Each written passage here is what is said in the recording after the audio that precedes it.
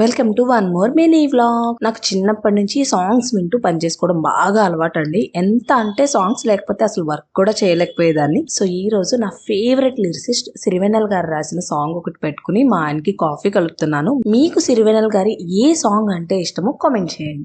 డమాడం డోలు గట్టి మోడి గట్టే ఆట చూడండి, తమాషా హోరు బుట్టే గాలి పాటే ఆలకించండి. ఇలాక ఓలు మొత్తం ఇలాంటి చిత్రం ఏడా లేదండి. సరాకి చేతి వాటం చూడకుండా వెళ్ళిపోకండి.